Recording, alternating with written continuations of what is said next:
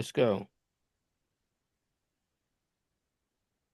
Hi, everyone, and welcome to the first episode in the Pisces cycle of AstroSoup. Hi, I'm your host, Leslie Francis, and today I'm joined by both my producer and my special guest. What is your name again? No, it's sorry, The infamous. the infamous. See, the person I'm most privileged to have as my first male guest on my show. And so Sam had an idea about how he would like to approach being stuck with at least two females, three females, and there don't appear to be any other Well, men in yeah. sight. Well, I'm happy to break up your XX mafia, and introduce the Y into it and Yes, make it XY as well. yeah, as long Hooray as for the mutants. I'm here for the what? mutants. You All right, okay? well, check this out, Sam. This is what we've been dealing with is this anything you can do, I can do bleeding. What do you think of this? It's true. But we're the mutants. You never thought about it? Leslie, there was XX and then XY. Men are the mutants. The Because everyone mutation. starts XX. Right. I did not know that everybody, or I forgot Everybody that starts. everybody starts out XX. Yeah, and then we go to XY, and so we're the mutants, Well, and we just kind of stayed around because we're useful. yeah, for the sperm. What a Yeah, beautiful mutation among you other are. things. Thank you. But for other things too. I mean, like we're just, there's definitely some not dysmorphia, but there's definitely some biological differences that happen for those who are quote unquote born men, male, Mm. you know. So, but that's a whole other debate Yeah, and I, discussion. I, yeah. I was gonna say, well, that begs the question. We're not going there. I did say to Sam the other day, it's okay if you bring the Y as long as it's not the wine. Right. I meant the liquid. He meant the WHINE. Yeah, because men also whine. But why? Why do we have to do that? What do you want me to do? Yeah, and I know I you're know some will lying. say, well, women whine too, but I think men Well, whine more. We well, whine while we're bleeding, though. you're just going to keep propping that up. But I was going to say, especially when you're sick, men whine a lot when they're sick, and and and when you're sick, you're still supposed to cook dinner. Hmm. And That's pretty. also when you're bleeding That's right. That's and true. sick. That's Sometimes also you bleed into the dinner. all right. Now Into we're the soup, actually. okay. Honestly, I'm beginning to think you're the person with the Moon Pluto opposition, not me. 'Cause extreme. Where's your Venus in Scorpio? Hmm. Oh, it's I'm just not talking to you. okay. Well, we can't have that. Oh, don't take her seriously. I'm I'm not not. talking I'm about whether I'm a Libra or a Scorpio or what I've got in Scorpio. anymore. Yeah. Because That's fine. When Sam doesn't bug you about having Sun in Libra, I do. Oh, wow. So is today's show about the sun in Pisces? It is. Wow. Well, it also could be You the didn't read the Antissa. production schedule. We could be talking about the Anticyon. Oh, wow. Oh, oh yeah, there's that. There we Although I have go. to tell you, I already had zero Pisces because I was trying to remind everybody about the podcast today, and so the photo showed up on Facebook, and then all of a sudden it got all blurry, just like you would expect it to. And you know what? If we're talking about zero Pisces, that means we automatically end up talking about 29 degrees of Libra. Yes, which is her Wow. sun sign and I my know. IC. There you go. Wait, what does that have to do with Pisces? The Well, Antisha? the Anticyon, yeah, she knows. She translated the book on Wait, Antisha. it isn't Antisha where you take a 0 point and then you extrapolate out from there? Yeah, yeah. Oh, Well, she's not trying to get everyone us knows, to everyone explain watching it. knows what Antisha is. I Yes. know that's true. So we will get to focus on topic because not everyone here has to be versed in astrology. And if you really want to know what Antish is, I'm sure AI will help, will be Oh happy to help God, explain it to you. do not send people to AI. Oh my God. It is useful Um, for something. It's I don't think it XI. is. It's I the don't think it's good XI for any. chromosome. And ex- and I thought I was anti-AI. You're way more extreme I don't know opinion. if I I'm. was thinking of dating AI, but it's a little boundaryless. It's a great conversationalist, is though. The Yeah, XI and you chromosome. value conversation. That's true. Well, I haven't thought to have. I don't have any chat bots, and I'll never have one. So that's just So that. AI wrote none of these segments today. Yeah. No. Yeah. Okay, so that's our from whatever um, lunacy this currently is. What else are you going to do when the sun moves into Pisces and the moon is there too? Don't know. Have fun. Okay, so just a couple of notes. What I'm starting to call appetizers, as I've said, Sam and I are going to talk about Saturn and Aries, and Sam is well qualified to talk about it since that's what he was born with. And Hmm. so he's going to illuminate us, and I promise to try to listen. I'm sorry, Sam, you bring out the tease in me. I don't know what that is. Oops, that came out away. Da da da da da. Da da da da da. Noticed. Okay, yeah, you collared up. Okay, now I'm 40 shades of red. I'm gonna put my Yeah. glasses on for this.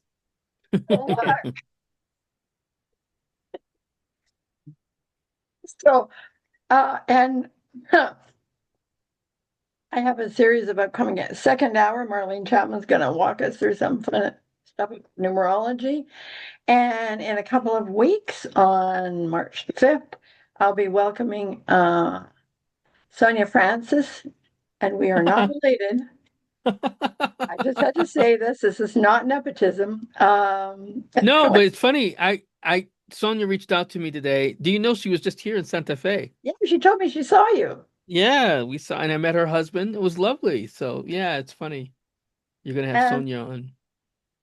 and then uh, the fourth episode of the Pisces cycle is I'm just going to do Leslie for the entire episode because Andy and I have been talking about some things that I never seem to have time to include in episodes because I love talking and I love having guests. And so that's that. And then on March the 20th, I'm going to have Franco Soulbody is going to come and talk to us about roots. I love roots. And then in the second hour, I'm going to have everybody's my friend. My friend Tammy Pocock is going to come and talk about um, humans, about the peace and the harmony and the healing that animals bring. She's Mm. what I call an animal whisperer, amongst many other things. But so that's that. So circle the calendar or not at your pleasure. So next up, we're going to talk about what's in the bowl. And Melissa's going to try to. I try various and sundry ways to keep myself on point, and then I put things on the wall that are almost too far away for me to see with my glasses on. So out come the glasses. So, of course, today is the Pisces ingress. And so I always like to take a look at what the astrology looks like when the sun crosses into 0 degrees of the next sign in the zodiac, because it gives you some idea of what the flavor is going to be. And we've had so many ingresses with stelliums, and this uh, passage through Pisces is no different.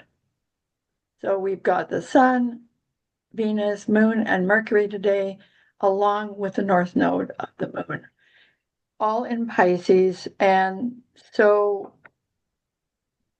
as always, it's a huge concentration of energy. But what kind of energy are we talking about? Well, when we're talking about Pisces, it's what in astrology we call mutable. In other words, mutable signs don't have, especially Pisces, don't really have boundaries. And I would say about Pisces, number one, they're kind of like psychic laidlaw dumpsters because people can come along and dump or try to. The interesting thing always, of course, is that if you try to dump your shit on other people, it doesn't work because it's still yours no matter what you do. And they're psychic sponges. And anybody who has prominent placements in Pisces, including both my guest and my producer, have Pisces energy. And so at this particular point for both of them, and it's interesting because I don't know if I'm allowed to say this, Andrea, but Andrea's getting married with a stellium in Pisces. It's true, on purpose. On purpose, too. Uh, so how is this energy going to manifest? Well, here's, I want to give you kind of an example of it, and something that popped into my head that reminded me of when my older son was 4 years old, and he decided that he wanted to play soccer. And so we signed him up for soccer. And I live in Canada, and so everywhere you look, there's a hockey rink. And for little kids, they decided it would be easier for them to learn to play soccer in what in the wintertime would be a hockey rink or ice rink.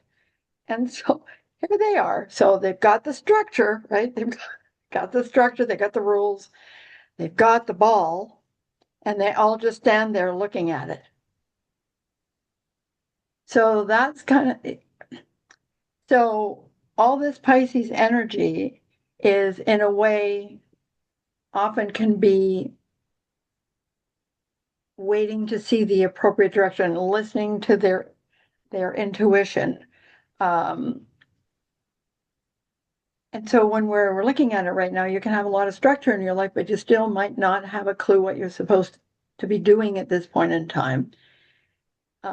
So it's a good time for dancing and singing and anything that is musical. Obviously, the standard thing would be to say to meditate. Pay attention to your dreams. You're going to have an active dream life, especially as Neptune has moved into a fire sign. And if you're like me, you've been having some very unusual dreams since Neptune moved into Aries. So, and because there's a beautiful Venus in Pisces as part of this, and so there is a sense of a little bit of relief from the intensity of the Aquarius cycle, just so you know it's a little bit short-lived. It's kind of a time to catch your breath and get ready for when the sun moves into Aries. It's a good time for imagining, because in life the things that you end up being this Pisces for me is always a sign where you feel like you're called to do something and you don't really understand why, you just know you're supposed to, which is very different from the Saturn energy, which starts out with I always say Saturn starts out with a plan and then figures the dream will show up. Whereas for Pisces, the energy is I can dream, but how do I actually go about accomplishing what I intend to do?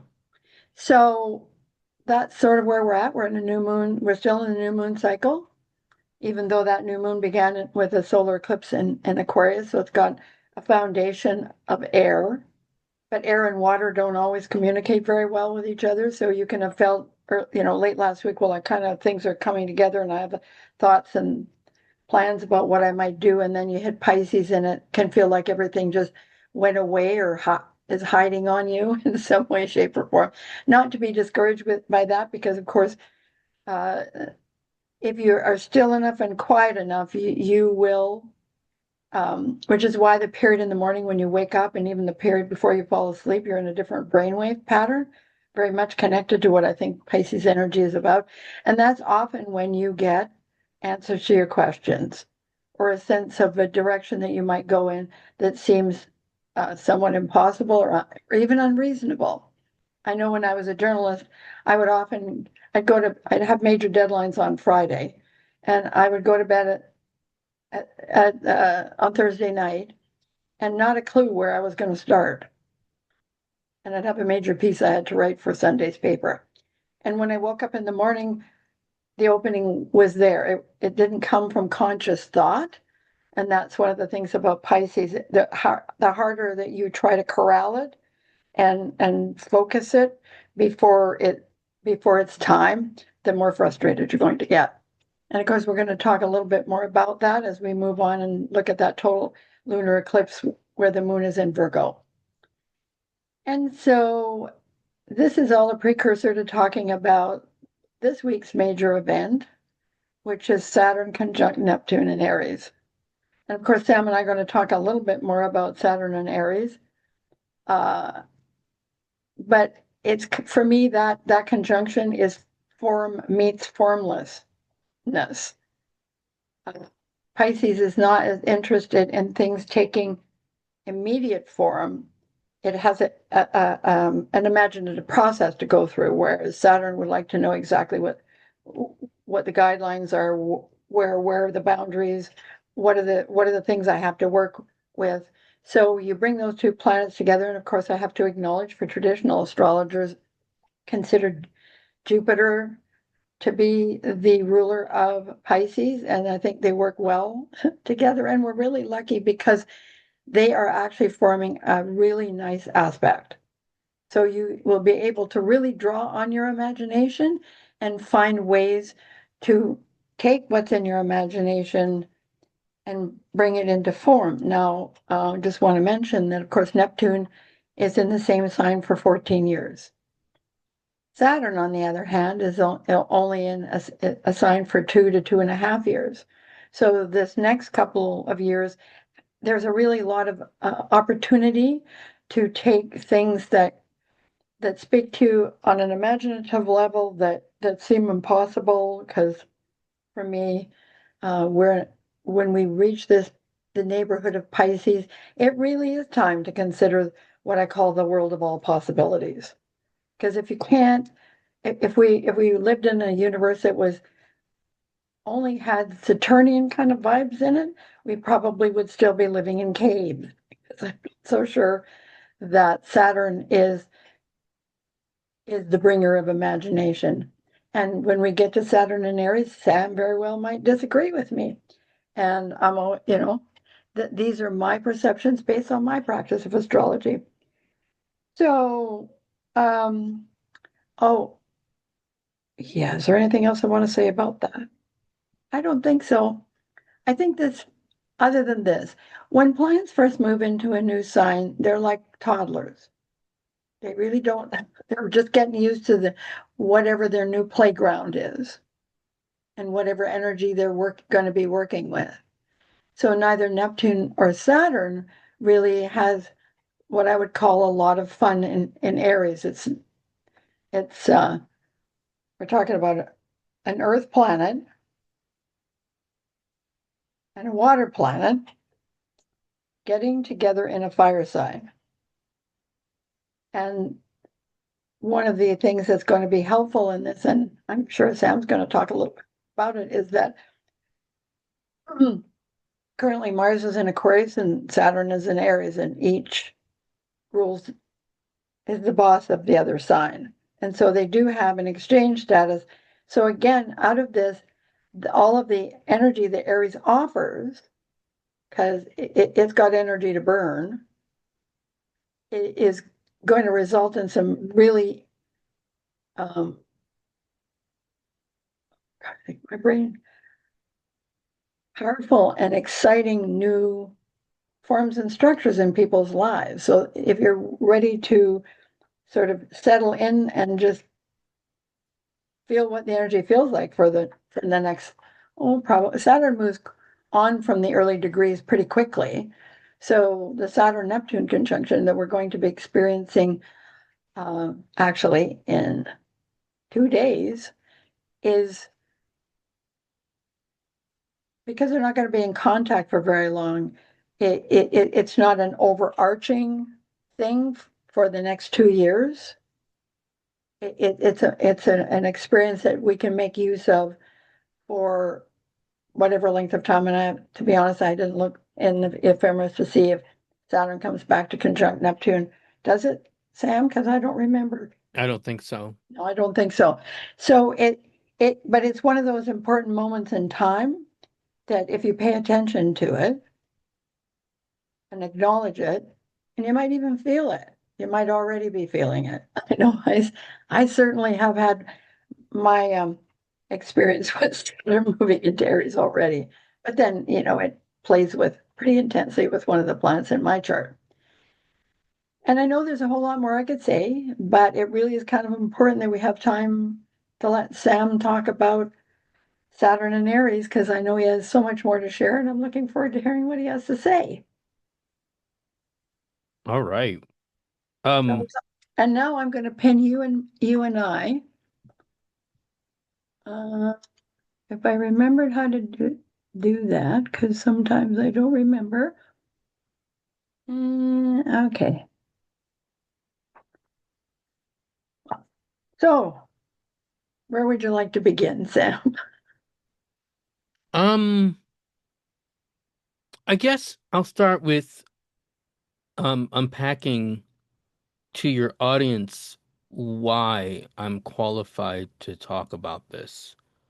Um, there's a couple different reasons. One reason is I have Saturn in Aries because I was born in 1967 and Saturn had entered Aries that year. And I also have spent a good over a decade studying Saturn and talking about Saturn returns and um, reflecting on my Saturn in Aries as an astrologer, not just experiencing it, and also preparing for my Saturn return, which now is in effect because I designate the return from when it enters the sign, especially for planets from Mars onward, when it has entered the sign. So my, and I think it's a good point that you made about Saturn as we could say a cold and dry planet entering a hot and dry sign. So it shares the dryness. And what I mean by that, the sense of distinction, the sense of understanding how one thing is not like another. But the difference of hot and cold is what we're going to be dealing with. Because fire signs, just for those who aren't tutored in this aspect of astrology, fire signs are seen as hot and dry. And Saturn's nature is cold and dry. So it's more like the idea of where we experience brittleness, the experience of, you know, earth, hard, determined, gritty, you know, basically picturing Clint Eastwood, get off my lawn, right? It Um, came. Oh, can I just? What came to my mind is where I live. It's like, well, it just snowed a bunch. So, and where I live is very dry. So, and it gets very cold. So I really appreciate that because I hadn't really understood it that way. And so it really helped me see that I have personal experience with it, even though I wasn't really aware that I had yeah, personal. same here. I mean, I'm in Santa Fe, New Mexico, which means that Leslie and I are in the same time zone, but different, similar environments, but different, right? You get more snow, but we um we definitely have our own form of snow and the coldness of the desert as well. And so this quality of Saturn really, tightens him up and challenges him. He's said to be classically in fall in this sign. And the simplest way to understand that is that the sun rejoices and has its exaltation in Aries. So it's like born again in the northern hemisphere. We're talking about it feeling its exuberance and its energy. But Saturn thrives where the sun does not. And sun thrives where when Saturn does not. So Saturn is pretty damn uncomfortable in Aries because the sun thrives there. It's like, I'm happy. And so Saturn's like, well, yeah, that's great. I'm fucking miserable. Thank you very much. Um, and why is he miserable? He's miserable because he's dealing with the heat, the need to kind of do things and make things happen. Whereas the cold, dry nature of Saturn is like wanting to consolidate, stick things in place, have things firm. But now you want me to initiate what? You want me to do what? Um, it's like a general being called to more to the front line. Like, okay. And so he's going to approach things being in a sign of Mars the way that maybe Mars might try to do things, and it's uncomfortable for Saturn. So one of the things I think about with Saturn and Aries is the concept of might makes right. Like, well, by virtue of my, ability, by my position, because Saturn can get very much into his sense of position, like status. Well, uh, just so you know, like it's the other kind of comparison I would give. It's imagine a seasoned professor having to teach at an elementary school, like having taught, you know, exemplary mathematics like at Harvard and then having to teach kindergarten arithmetic, right? All right. So what we're doing here, class, blah, blah, blah, and here's the equation. That's pretty. That looks like a bird, right? And Saturn and Aries is like, it's an equation, kid. Don't you recognize it? It looks like a bird. And I think that can be the frustration of Saturn, right? Because it's like this world that I found myself in is kind of this mess. And it's unlike anything that I've been exposed to. So when I say might makes right, it's also this idea that by virtue of my experience, the sagacity of Saturn, I have to start over. It's going back to basics, the drawing board. And it's difficult. So you're like, well, how do I cope with that? And what does that mean for those of us who don't have Saturn in Aries? Well, there's a couple of things I think about. One thing to understand when a planet is in fall, like I was describing Saturn being in a place where the sun rejoices, because Saturn likes to be in Libra. So more setting more the idea of the laws, the consensual realities that we can agree upon, the statutes that are on the books, the ways in which we have this agreed upon way of being, right? Where you just understand and you have manners. I always think that a planet in fall has to learn the graces of its exaltation. And what does that mean? Well, rather than relying on might as right or makes right, I actually come to think that Saturn Aries is a time for us to think about how right makes might. Thinking about things with some measure of consensus, some measure of sharing, some measure of holding people responsible for what they say they want to do and what to see happen. Holding ourselves accountable.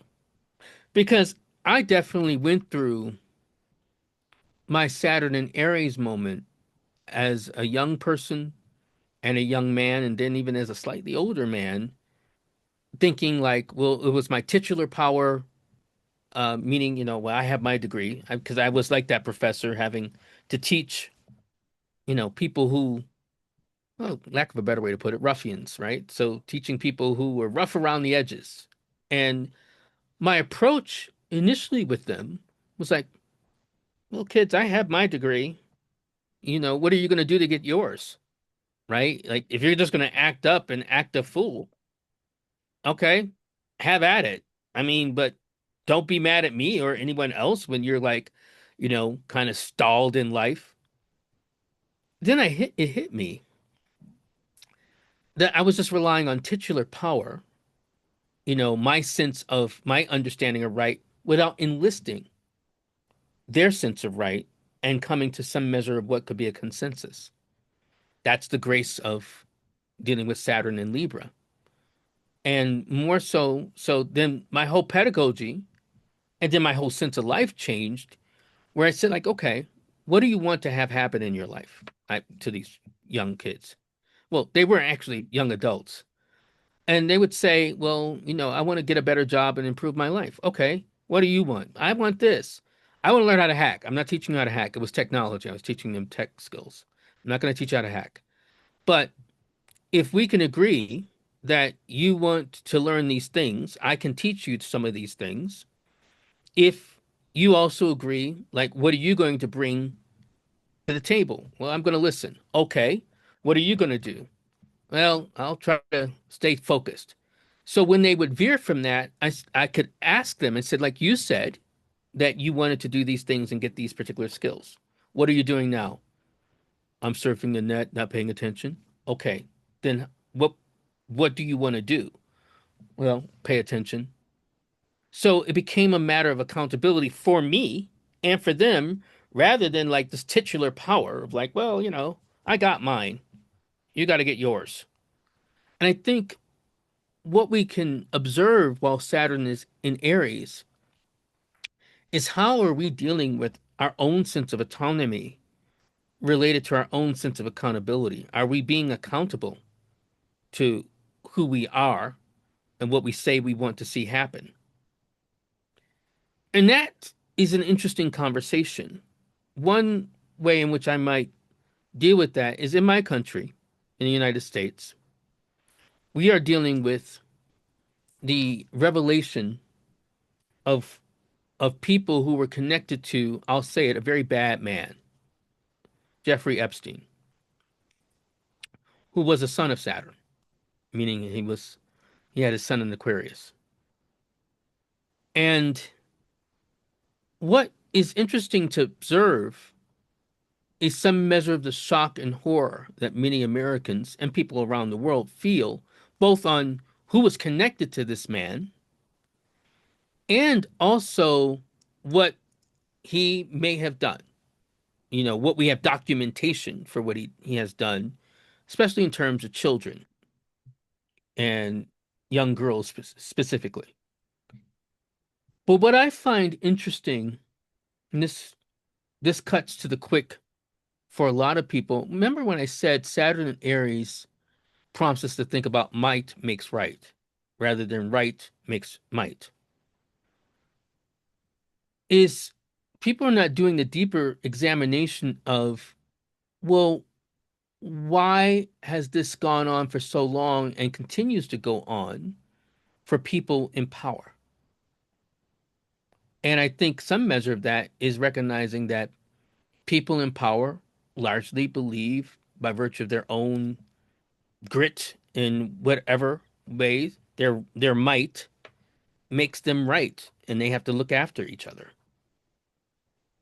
And if people are not going to examine that, even in their own circles, whether they have power or not, and when I say have power, meaning they have wealth, they have connections that, can um, mm, move the realities of other people.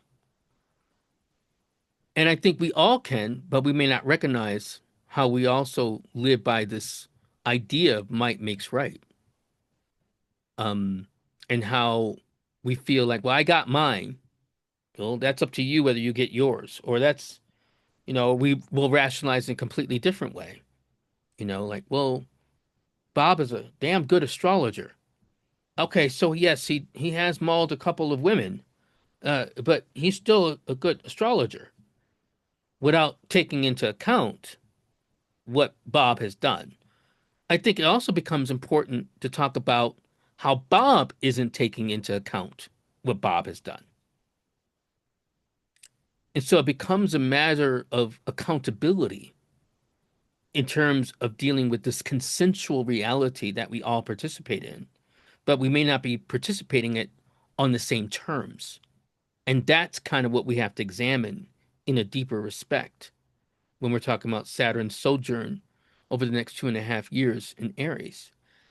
Um, this it's a similar thing that's interesting that came up the last time Saturn was in Aries, because we were dealing with yet another revelation related to the president of the United States, who was Bill Clinton at the time, dealing with a young intern named Monica Lewinsky, and um, and we all came, oh, not all, but many came down hard on Monica Lewinsky, while the president also lied under oath. And when I said lied under oath, what was fascinating for me, and I was a young man at the time, I was in my early 20s or maybe mid 20s, heading toward my first Saturn return. No, I guess I was in my late 20s. And I remember him saying, I did not have sex with that woman, right?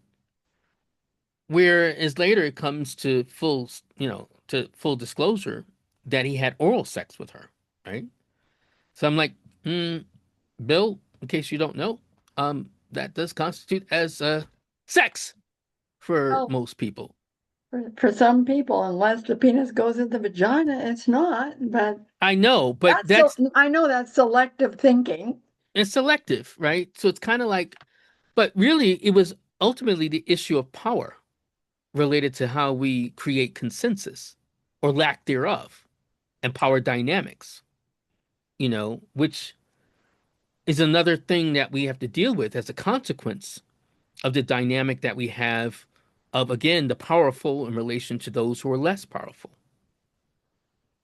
Um, and this is what has happened related to Epstein. So we're making this all about these poor girls, these poor children, these victims, without realizing also, yes, that is all true. I'm not undergirding that or undercutting that. Um, it's more so we have to think about, well, how do we facilitate these different aspects of power on multiple levels? And it's not just on the level of the very wealthy. This happens for, the guys at, the local VFW who kind of like turn a blind eye to, like, well, yeah, yeah, Tom is abusive to his wife, but, otherwise Tom is a good guy. Is Tom a really good guy? Right? We don't Like want to what? think about the overarching picture that, we focus on. Well, we seem to have come to a place where we focus on the victim, but we don't actually think about what in our society allows people to do those things without there being any accountability at all. Absolutely. So And I think that's what we need to reflect more on as Saturn is in Aries, both in checking ourselves, but also checking each other. Because one theory I have, because I think one of the things I observed with younger astrologers online is they think that this Saturn in Aries is like, oh, it's gonna start culling these gurus and these false prophets and these leaders. I'm like, I've now lived through two other Saturn and Aries, both, when I was a baby, right? But it's not like I was watching it. And then the second time you're still when I had my experiencing it. first Saturn return, Yeah. what'd you say? Well, you're still experiencing I was energetically still whether experiencing it, yeah. whether you And, have and the the wherewithal, intellectual wherewithal. yeah, yeah. But as I reflect on that first one I went through as a child, which came along with the assassinations of JFK, not JFK, RFK, Dr. King, and dealing also with the war, the Vietnam War in my country. And then the second one, as I just mentioned, in terms of what was happening with Bill Clinton, I think there was a reckoning, but not along the reckoning of like what people would like to see, like, oh, it's going to take down the bad people. It's like, are you going to be, are you going to, who's going to keep quote unquote the bad people accountable? One, and then two, it's not so much, especially in 1967, 1968, and then some measure of 1969. I wouldn't say Dr. King was a bad person. I wouldn't say that RFK was a bad person. It took them down. And what it kind of demonstrated, it was like, well, those in power will do anything to keep their power. And so I think it becomes a time to examine who's in power and how do they stay in power. I think And that, people, yes, sorry. no, I was just going to say, well, I think that the difficulty is that humans in general don't seem to want that they're only prepared at times to deal with what I think of as a small piece of the truth, as opposed to widening it out to look at all aspects of what those events and those experiences represent in overall society. They really want to think. I know when I worked at the Journal, I did a whole series of stories on sexual abuse, and that was in the early 90s. And, people just, oh, that only happens to a small number of people, so we really don't really have to be concerned about that. And so humans tend to, and that's where I think the Saturn part functions on that cold dry level where Hmm. it narrows its focus and processes what it can, but doesn't really want to think that it's part of the that you're not really part of the larger society. That's correct. Yeah, I think that's spot on. I think that's, very Aquarian, very Saturnian of you to kind of say that, but also I think the focus narrows without the accountability often. And I think So well, I think it speaks to the whole notion that what you just said, so and so abuses his wife, but he's really basically a nice guy. And you said, is he? Well, is he? Again, it's like, and I think part of it has to do with, these things do not happen just externally in the wider world. They happen to us individually as well. And if you don't want to deal, and I've been in situations where I did not want to deal with the Saturnian reality of the situation I was in until, um, so guess what I'm trying to say is it's easier to go, it's out there, it's happening to a group of people over there that I don't know, so that has really nothing to do with me. exactly. And I think it becomes a moment, again, when we talk about gathering the graces of the exaltation, where we can start to think about, Saturn in Libra in contrast to the Saturn of in Aries, how we can think about creating consensus so that there's more accountability rather than just going with this concept of might makes right, rather than, attending to what is right, making might, kind of thinking about justice and justice as an act of consensus, justice as an act of, you know, connection rather than the dryness of just creating separation, becoming laws unto ourselves. And I think that's one the things that we're dealing with. One example of this, one other example, I've given a few, is there is I think he is the deputy chief of staff to the president. His name is Stephen Miller. Stephen Miller, just to be clear, does not have a Saturn in Aries. He's not going toward a Saturn return. But what he exemplifies about that Saturn in Aries is a recent interview he had with Jake Tapper, where he is asked about Greenland and, the possible invasion that, what the feared invasion of Greenland, or is it Iceland?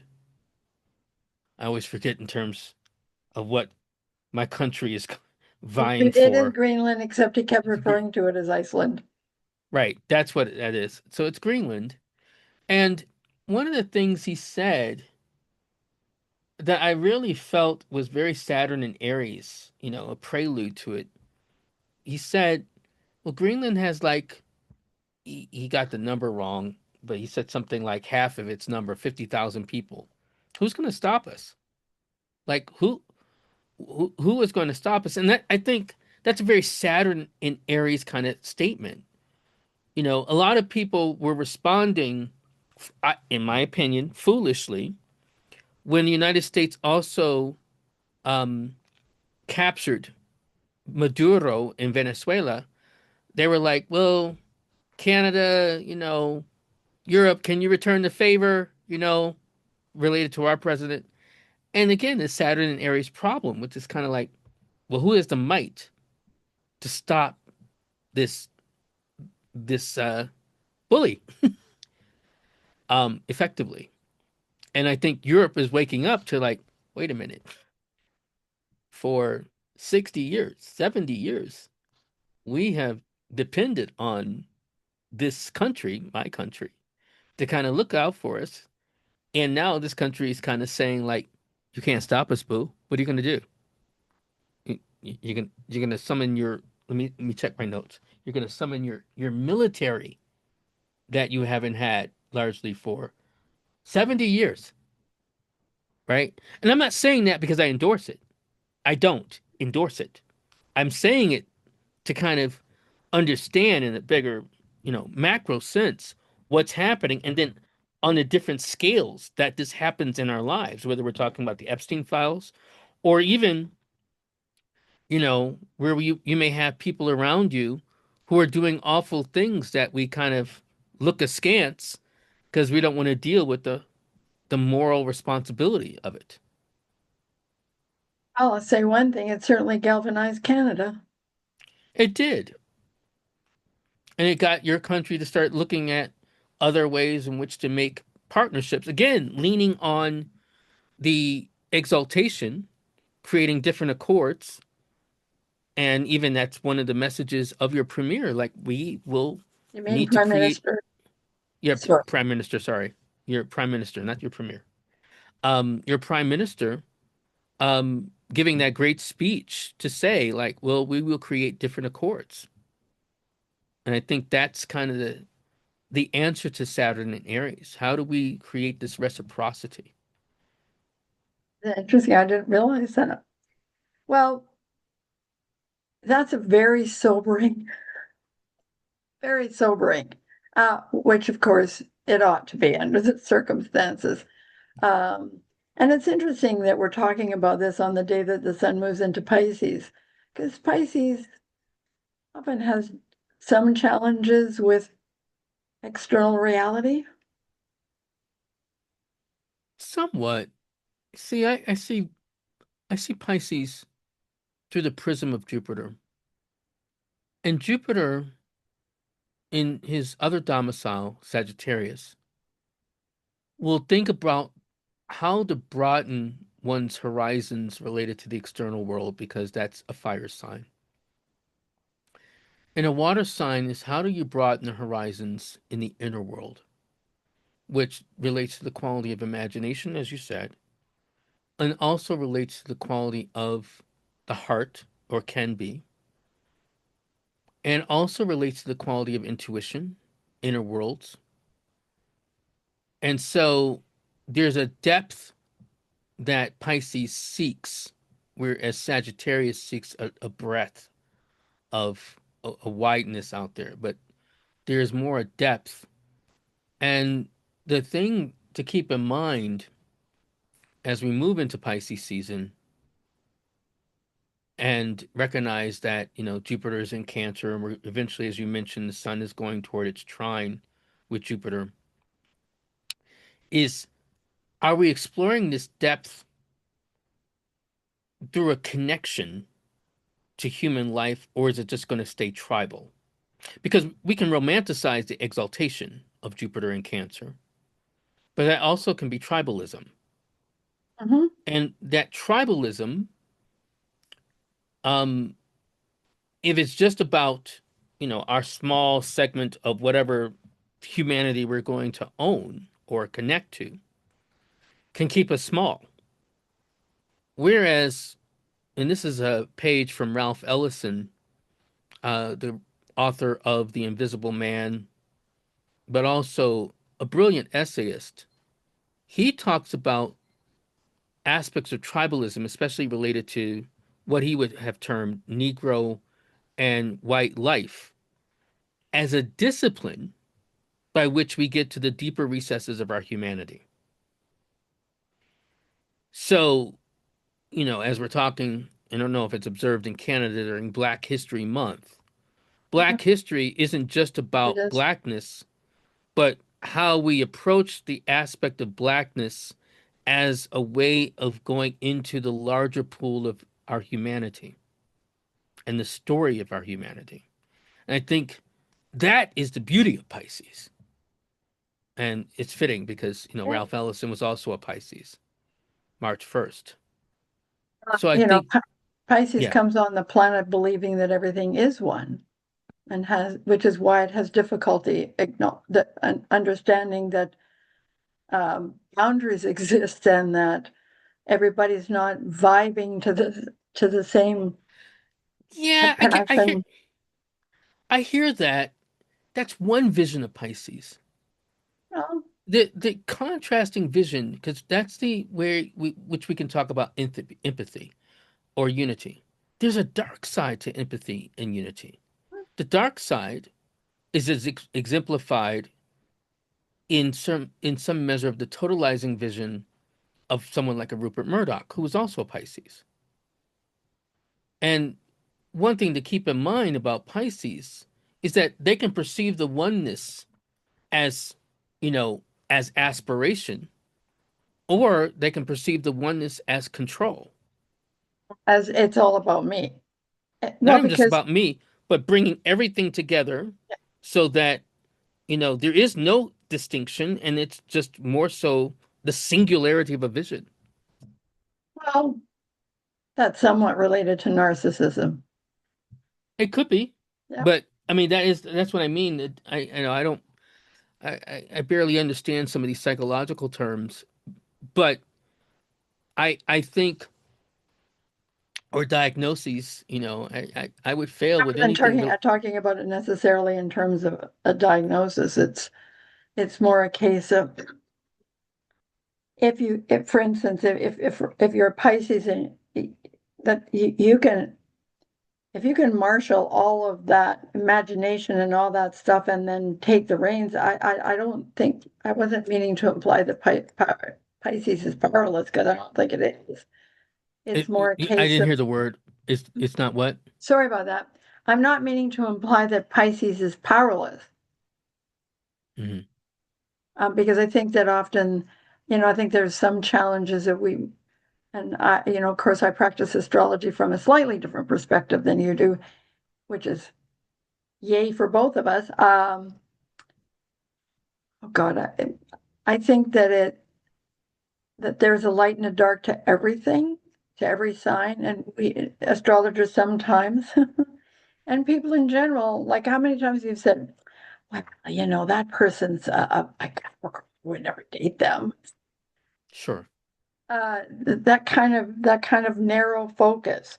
And one of the gifts of Pisces is the capacity to see it all and to seek some form of inner clarity. Because I think that's part of what it's about is to find clarity from within. And that's often a difficulty for them if they have the world pushing at them to see things from a particular perspective. Yeah, but I'm saying it also can happen from the inside out. You're describing the outside in. The inside out is kind of like to create the singularity of a vision. The Yeah, dark side of idealism also is to make the world more like the ideal. Joseph Mengele, the crazed maniac doctor of Nazi lore and history, was a Pisces and yeah. a sun in Pisces.